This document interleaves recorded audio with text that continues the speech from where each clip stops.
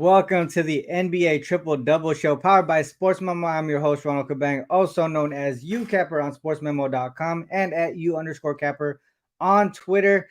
We're going to be breaking down three top games from today's slate. I think we have 6 or 7 games on the slate, but we're locking into 3 of them.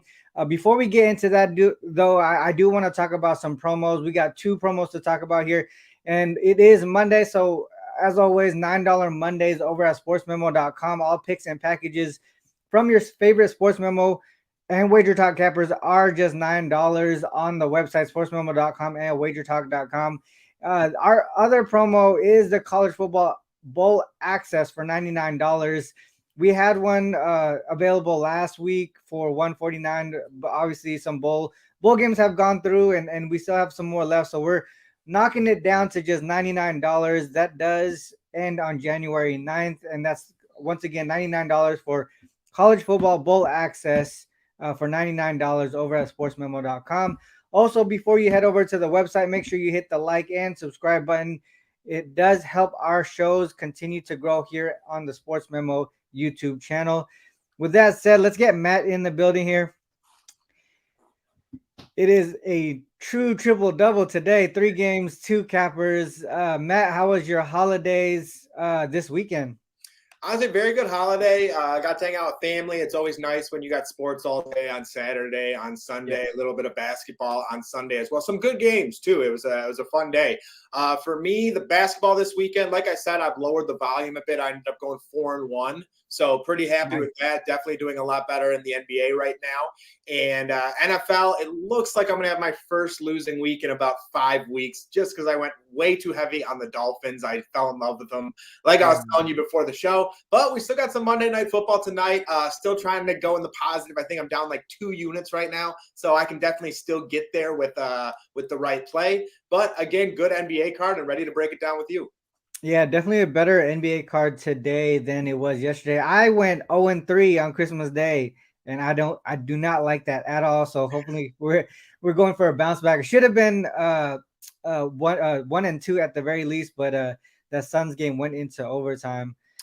So hopefully we turn it around, get the wins today. I already have 4 plays up on Sports Memo. I really do like the board today, so hopefully we get into the winning ways here. All right, let's start off with the first game. Nets Cavs. Nets are 21-12 on the season. They're on a 8-game winning streak. They've actually won 12 of their last 13, so they're really killing it right now. And they've covered their 5 of their last 6 as well, coming off a 118-110 win over the Bucks at home as 2.5-point favorites. This is their first of a 3-game road trip, though. So they were at home for a while. Now they're on the road. Cavs 22-12 on the season. They are coming off an outright loss to the Raptors at home as 4.5-point favorites. This is their last game of a 6-game homestand, so they're heading out on the road. From an injury perspective, just Joe Harris out for the Nets. Rubio, Wade, and Windler continue to be out for the Cavs. This is their first matchup of the season between the 2 teams. Matt, do you think the Cavs can try to get this win? I mean, it's tough to see that right now. I think they were either I think 1 through 3rd in the East there, and then they lost to the Raptors. Obviously, they want to close out this homestand with a win. Can they get it done against a hot Nets team here? Yeah, so this is definitely a game that I'm eyeing for tonight on my official card as well. And, the Nets have been a really solid team to make some money on lately. And I'm not going to lie, with this Milwaukee Bucks team on their road trip, I have faded them in all 3 games. And it's worked very well just because of the fact that without Chris Middleton, I don't think this team has enough points to keep up with guys like the Nets, who are fully healthy right now with KD, Kyrie. They got their shooters back with Seth Curry. Joe Harris, I believe, is out or a game time decision here. But for me, I'm actually eyeing the Cleveland Cavaliers here. I really do like the look of the Cavs in the middle of a 6-game homestand, and this is currently their last game before heading out on that 2-game road trip. And I do generally like taking teams in their last homestand before heading out on that road trip. They generally want to get that win in front of the home crowd. They're also coming off that loss to the Toronto Raptors, so they're looking to bounce back. And as for the Nets, they're 21-12, to your point, playing by far their best basketball of the season. They've won 8 games in a row, and their last 2 were blowout wins over the Golden State Warriors and the Milwaukee Bucks. But I think the Cleveland Cavaliers bring the Nets back down to earth in this spot. The Cavaliers are the top defensive team in all of basketball and are fully healthy in this matchup as well. Last week on Friday, I believe it was, you guys heard me talk about the importance of someone like Kevin Love. And he definitely made me look good because he came out in that game and absolutely balled against the Milwaukee Bucks. He's one of those guys who he's very good coming off the bench, knocking down 3-point shots, mid-range jumpers, rebounding, things of that nature. And in the number one unit, when you have guys like Jarrett Allen and Evan Mobley, I think that's a very tough matchup for this Nets team because the Nets actually are 25th throughout the entire NBA in offensive rebounds allowed. If you allow offensive rebounding in this matchup, it's going to be a very tough game for the Brooklyn Nets due to the fact that this Cleveland Cavaliers crowd really gets going during those times with the offensive rebounding, with the putback dunks, when they get out in transition, things of that nature. And when you're going against a hostile crowd, you're on an 8-game win streak, you have a Cavs team looking to get a win, I think that puts the Cavs in a very good spot. On top of that, you have 2 guys like Darius Garland and Donovan Mitchell. This is the first time these 2 teams are playing on the season as well. And when you have guys like Garland and you have guys like Mitchell who are going to be matched up with Kyrie Irving and Royce O'Neal, I think those are tough matchups for the Brooklyn Nets. And for the Cavs, I think they have a far better chance of getting to the rim than that of the Brooklyn Nets because with the Cavs, you got Jarrett Allen locking down that middle, you got Evan Mobley locking down that middle, and you just got bigger bodies. And sure, the Brooklyn Nets have guys who can knock down mid-range jump shots. They got guys who can knock down 3-point shots and things of that nature. But I believe the Cavs have more paths to victory in this matchup as well. Again, Nicholas Claxton, a nice piece. He's a fun guy to watch. But in terms of Claxton versus someone like Jarrett Allen or Claxton versus someone like Evan Mobley, that's a mismatch. And it's the same story with Ben Simmons. Ben Simmons has been very nice, but he's going to be matched up with someone like Evan Mobley. And that's a tough back down matchup for him. So because of that, I really do like the look of the Cleveland Cavaliers here. I think Donovan Mitchell is a player too who really gets up for these big games. The team rallies around him, and he's one of those guys that just refuses to let the Cavs team lose. So for me, I really do like the look of the Cavs here with the -2, and this one is definitely going to be flirty with an official play on top of it. Yeah, I mean, I agree with a lot of your take right there. I do have my best bet on the total in this game, so I'll talk about that a little bit later. But from a trend perspective, I mean, to me, there's a lot going on both sides here. There's a lot that backs the Nets. There's a lot that backs the Cavs. But for the most part, I do also agree. I agree with the Cavs look here. They are 16-3, straight up 12-5-2 ATS at home, including 7-1 straight up and ATS versus teams with a winning record at home. So they play up against these opponents here. You bring up a lot of points with the points in the paint and just basically defending the paint as well. So, I mean, both of these teams, for the most part, are really good at limiting points in the paint. Obviously, the Nets more so because a lot of their opponents right now are perimeter offensive teams. If you look at the teams that they played against just most recently, like the Warriors, and who else did they play? They played the Warriors and the Pistons, and these teams, they don't have low post presence, and they were able to dominate those matchups, right? They were able to put, like, against the Warriors, Warriors were shorthanded. They scored 143 against those guys. So there's a lot of things that I was looking at with how this Nets team has been doing in most recent games. That kind of says that a lot of their numbers could be a little bit misleading. On the other side, the Cavs, they lost to the Raptors. To me, that kind of was like a little bit of a sandwich spot there, right? Because they had the Bucks right before that. Then they have the Nets now. Really, 2 key matchups that they were worried about. I don't think they were too worried about the Raptors there, and they kind of showed in that game. They only scored 107 points, gave up 118. Typically, they're one of the best defensive teams in the league. I think they're actually number 1 in defensive rating. Also, I believe they're number 1. At least the slowest pace in the league. So there's a lot to me that says this is going to be a slow sort of defensive-minded matchup. And if that's the case, then that would favor the Cavs here. Some more trends to back that up: 5-0 straight up, 4-0-1 ATS for the Cavs, when they have when it's the last game of a multiple game homestand. So if they have two or more games at home and then their next game is on the road, they take care of business in those spots. They want to close that homestand out on a good note. They average 109.6 points per game, and they only allow about 100 per game in those in that 5 game sample size. So a lot of things to me are pointing towards the Cavs there. I do agree with you on the side. And like I said earlier, I'm going to talk about the total more later on in that game. All right, so next up we have the Jazz and Spurs. Jazz 19 and 16 on the season. They're on a 2-game winning streak right now, covering both games. This is the first of a 3-game road trip for them. They are rested though. They haven't played since Thursday. They beat the Wizards 120-112 at home as 7-point favorites, so barely covered the spread there. The Spurs 10 and 22 on the season. They are on a 2-game losing streak, and they lost 4 of their last 5. They've also gone over in 6 of their last 7 games as well, and it's primarily due to their lack of defense here. This is a 1-game homestand, first game of back-to-back home to road games. They have the Thunder on deck there, so not much of a look ahead. Both bottom tier teams there, but it is back-to-back games, so we don't know if they're gonna be worried about fatigue or anything like that. From an injury perspective, Kelly Olynyk is out for the Jazz. There is no one on the injury report for the Spurs, so they're completely healthy. This is the first matchup between these two teams so far this season. Like I said, man, the Spurs dead last in net rating, and they're in this for this season minus 9.4.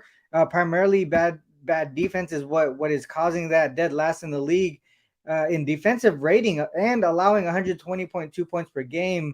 Man, this is tough. The only way that I could look is towards the Jazz, and maybe a stronger look towards the over in this one. What do you think, Matt? Yeah, so for this one, I kind of have a weird look. I'm not gonna lie. Definitely not a game that's going to be on my card, but for some reason, I actually find this to be a Spurs spot. The Spurs are 10 and 22 on the season, have lost 2 games in a row, and this is a Spurs team that is finally fully healthy. They get Keldon Johnson back in the lineup. Devin Vassell was out for a little while. He's had a couple games back on top of that. And, for the Utah Jazz, they're going to be without Kelly Olynyk in this matchup. And that means Walker Kessler is going to slide in and run that 5. Walker Kessler is a big body.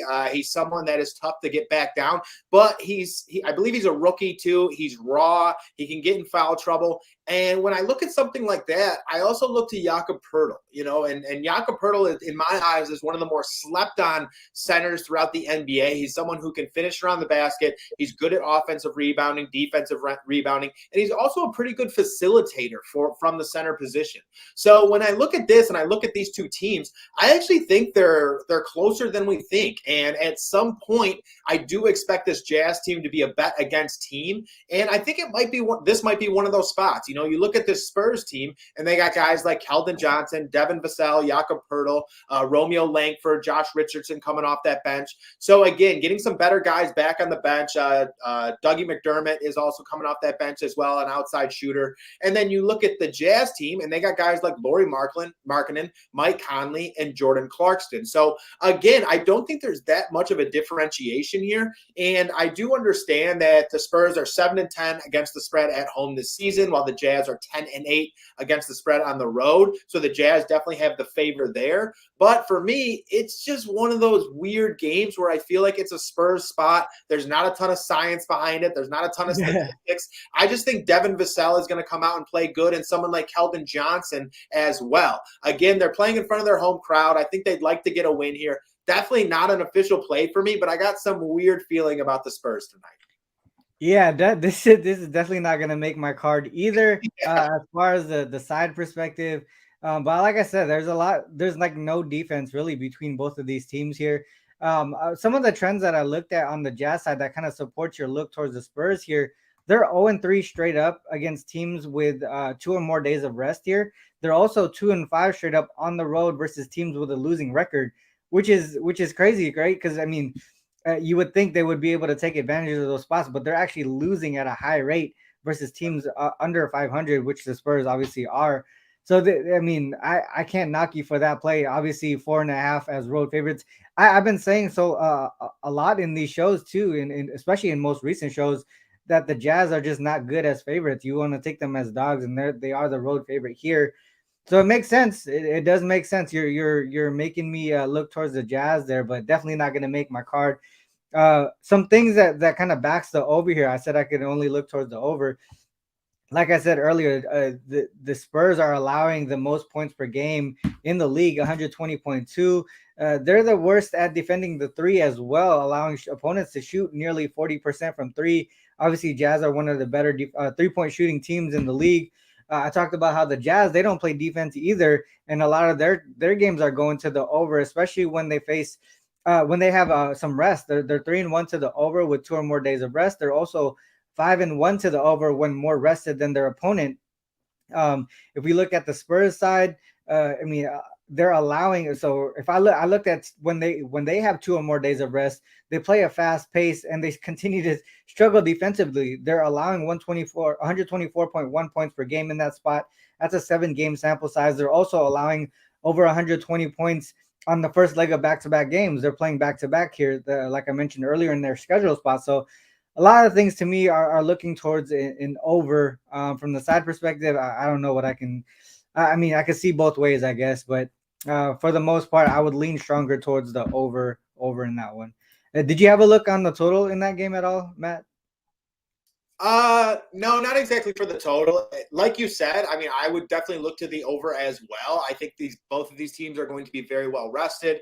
Neither team plays spectacular defense at all. You know, they both like to get out and run. On top of that, you got someone like Jordan Clarkson who likes to get out, move the basketball, get out in transition. And same with Trey Jones. Trey Jones loves to get his teammates involved, facilitate. And then two, that matchup with Jakob Poeltl, like I was saying, if he can handle that paint and facilitate out to guys like Devin Vassell, you know, that's going to be a good look tonight as well. And I think a lot of points are going to be scored. And someone like Devin Vassell is someone I would definitely look to in a player prop perspective, or even Jakob Poeltl in terms of a points, rebound, assist perspective. I think he'd probably be right around 22.5, 23.5, somewhere in that vicinity. And I think that could be a pretty good look tonight as well.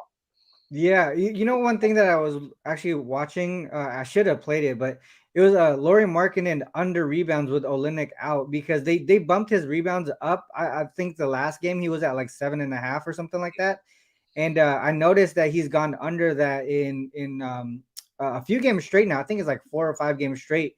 Yeah. So I was actually looking towards the under there. I feel like they're overvaluing the loss of Olynyk onto Markkanen's rebounds, and it's going to Kessler, right? Mm-hmm. I mean, Kessler's a better rebounder than Olynyk to begin with. Olynyk's not a great rebounder. Exactly. Yeah. So you line half the time. So yeah, exactly. So you replace Olynyk with Kessler. Kessler's gonna get more rebounds. That takes away from Markkanen, but they bumped up Markkanen's rebound. So that's why I was looking towards the under there as far as that goes. All right. Well, last game on the board that we want to talk about here: Hornets and the Blazers. Hornets are 9-24 on the season. They're actually coming off an outright win over the Lakers of all teams. This is their 5th game of a 6-game West Coast road trip, first leg of back-to-back road games as well. They do have the Warriors on deck tomorrow. The Blazers are 17-16 on the season.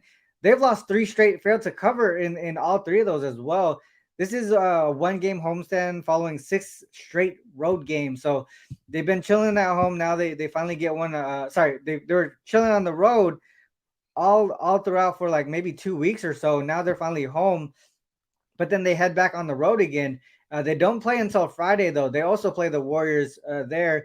The Hornets, they're going to be without Cody Martin. They're going to be, I think Nick Richards is doubtful. Dennis Smith is officially questionable. On the Blazers side, they're going to be without Winslow, no Payton, no Little.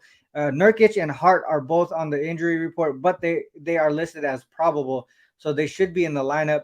Blazers took care of that first matchup 105-95 as 2-point favorites in Charlotte earlier this season. They're 5.5-point favorites now here at home. What are your thoughts on this one, Matt? Yeah, so for this game, the Portland Trailblazers are 17-16 on the season, have now lost 3 games in a row, and just finished a 6-game road trip and are in their first game back. And, you know, this is something we've talked about many times, where coming back from a road trip, your first game back home, how do you generally play? But for me, I actually like the Hornets in this spot just for the pure fact or I'm sorry, the Blazers in this spot at -5.5, just for the pure fact that the Hornets are actually coming off of a victory against the Lakers. And yeah, they've been playing far better since the return of LaMelo Ball, but they also run an extremely fast pace with LaMelo Ball on top of that. When looking at the Portland Trailblazers, they're essentially fully healthy in this matchup. They have Josh Hart and Nurkic as a game time decision, but I do think they will play. And if those guys play, I definitely give the advantage to the Portland Trailblazers. Again, going back to this Hornets team with LaMelo Ball, they were around 12th in pace of play without LaMelo. Now with LaMelo, they're going to easily be top 10 and start sneaking into that top 5. And the thing is with the Hornets, they get out and run faster than any team in the NBA.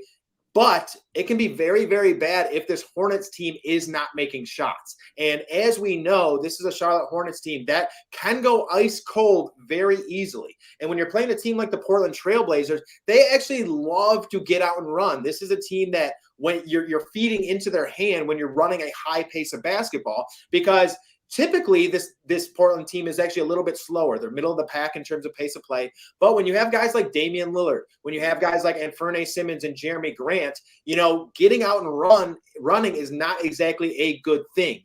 Damian Lillard loves spots like this. I think he goes for over 30 tonight. Anfernee Simons, same concept, loves to get out and run, loves to attack the basket, loves to take shots early in the shot clock on top of that. So again, you're feeding right into this team when you run a higher pace of play. I've said this numerous times too. With the Charlotte Hornets, when they're hot, they're a very good opportunity team because they're a team that other opponents sleep on. I think they're a good money line bet, prop bet, stuff like that. I love targeting this Hornets team. In terms of player props, in terms of spread bets, stuff along those lines.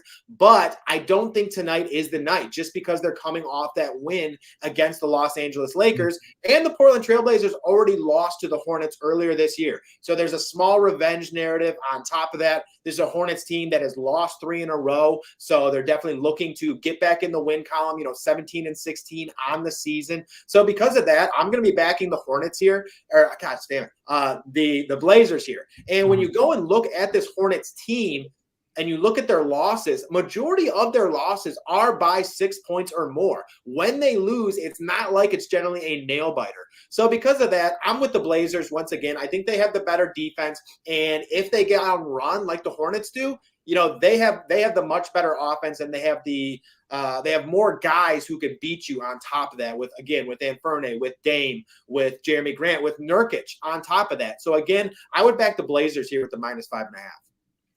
I like that. I do like the Blazers here. I also like the over in that one as well. I think you mentioned a lot of good points with LaMelo kind of pushing the pace here ever since he came back. And some of the season to date numbers being misleading because he's missed so many games. But last 10 games, Hornets dead last in defensive rating, playing with the third fastest pace in the league. During that same time frame, the Blazers are actually third in offensive rating. So they got to be chomping at the bits here to play this team. Especially at home, right? They're going to be able to, play with a lot of. They're going to play with a lot of pace. They're going to be able to score a lot of points. That's always one of those fun games to get into, especially when you're at the house. A lot of the trends here, to me, are also pointing to the same way that we're both looking on the side, and the total 3-12 straight up, 12-3 to the over as road dogs for the Hornets. A lot of things also on the Blazers side pointing towards the Blazers covering here. 5-1 ATS versus teams with 2 or more days of rest. 5-2 ATS versus teams that they already beat so far this season, including 3-0 against the spread if they are the favorite, which obviously they are today here. One thing that I was looking at was actually LaMelo Ball threes. I see it at 3.5. Matt, I want to get your opinion on this one, but I see LaMelo threes at 3.5. It is juiced a little bit. I think my book has it at like -122. But he's gone over in 8 straight games. I'm not sure why they don't bump it up yet. What are your thoughts on LaMelo threes here? I know obviously we're looking at the over and we're looking at the Blazers, but I can't not stop looking at that LaMelo threes here. No, honestly, I think that's a really good look too. It's for me, what I look for in terms of plays like 3-pointers and stuff like that. You really just have to look for volume and you have to look for opportunity. And with LaMelo Ball right now, every single game he's been back, well, except for one, he's taken 10 plus threes. And he's been back 1, 2, 3. He's been back for 6 games. 3 of those games, he's had 13 attempts at 3-pointers. He's had 1 at 12, 1 at 10, and 1 at 9. So again, very good volume there, very good opportunity. And he's someone shooting at a 38% clip at this point in the season. So again, you're really just taking those statistics and taking the opportunity and making it's a good play, just because, again, that volume is there. This is going to be one of those games where LaMelo Ball is going to be matched up with A, Damian Lillard, or B, Anfernee Simons. Neither that great of defenders, and I'm sure they're going to attempt to switch him on Anfernee on top of that because he is one of the worst defenders in the NBA at this point in time. And as we know, LaMelo is a very confident shooter. He's going to shoot early and often, and that volume is always going to be there. He's generally not a player who has peaks and valleys. He's generally he's going to take his 20-plus shots, and if he doesn't hit, he's just missing. But that volume is always going to be there, and that's really all that you can depend on, and that's all you can count on. You're going off of the volume, the opportunity, the usage. And for LaMelo tonight, I fully expect it to be there. 100%. I like it. All right, well, that now it's time for the best bets. Matt, let's start with you here. What is your best bet for today's show? Also, what do you got going on the premium side here?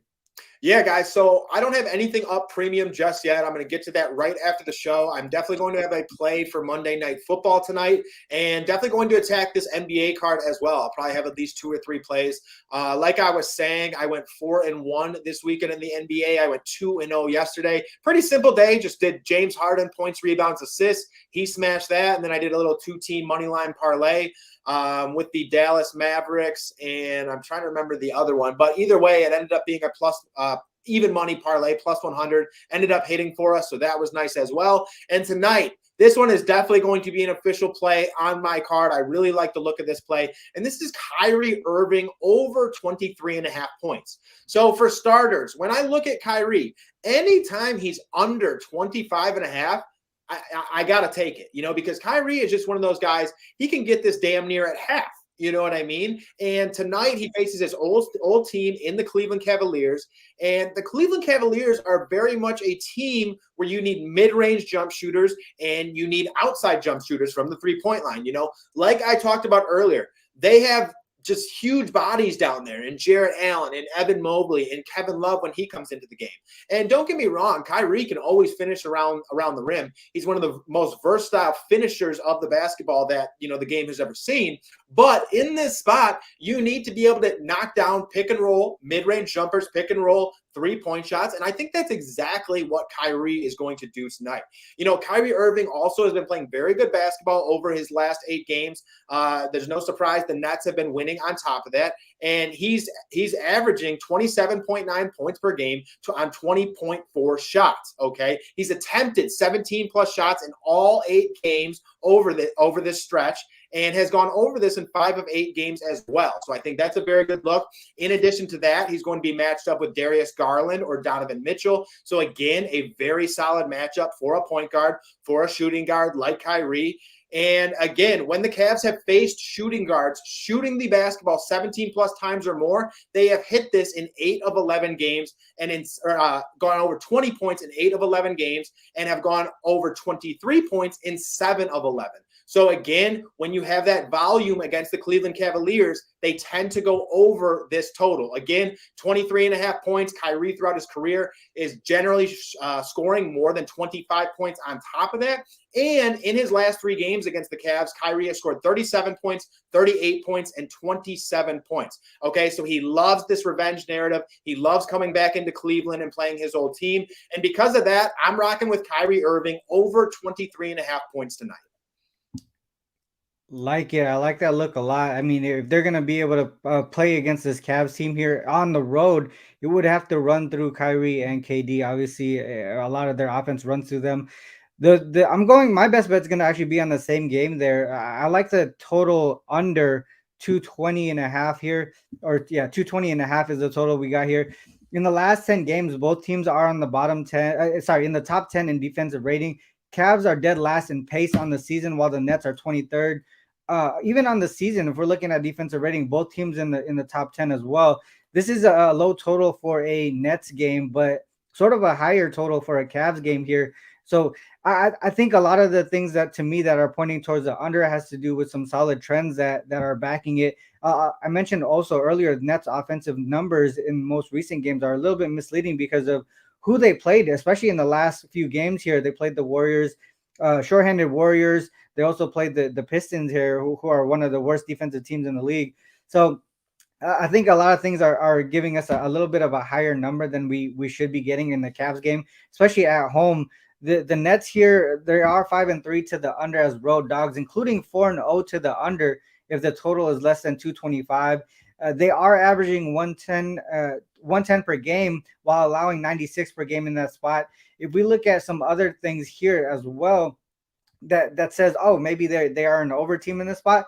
They're 5-2 to the over with 2 or more days of rest. But if you look at the total here, when it's a lower total, they actually go under. They're 2-0 to the under in that same spot, but the total is under 223, which it is today.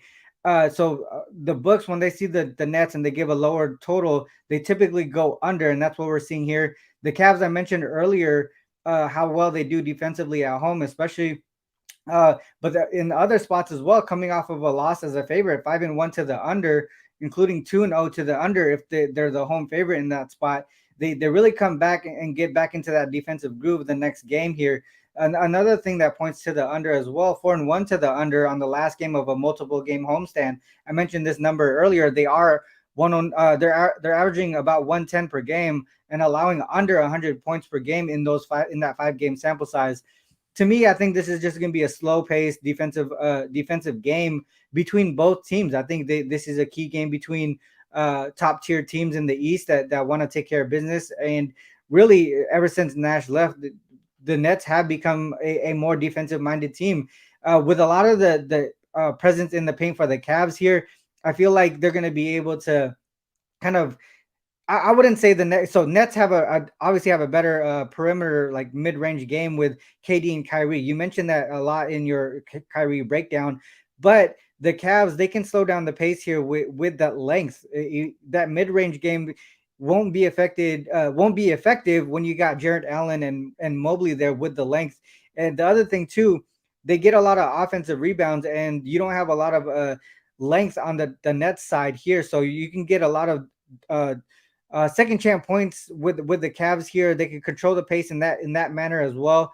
So to me, a lot of things are pointing towards the under in that game. 220 and a half. On the premium side, I do have 4 games already on the board. I'm looking to add actually one more after the show here. So that's what I got going on the premium side. Hopefully we start off the week on a good note. With that said, let's get Matt here. Matt, any last words or comments before we cut out here? No, not really. I'm excited for the NBA card tonight. I think there's definitely some good plays, and I think you guys can tell that we're eyeing this Cavaliers game a little bit, and definitely going to have a play up for Monday Night Football as well. So keep a lookout for that if you're interested. Awesome. All right. Well, our next show Wednesday, same time, 10 a.m. Pacific Standard. We'll see you then. Good luck with all your action. Peace.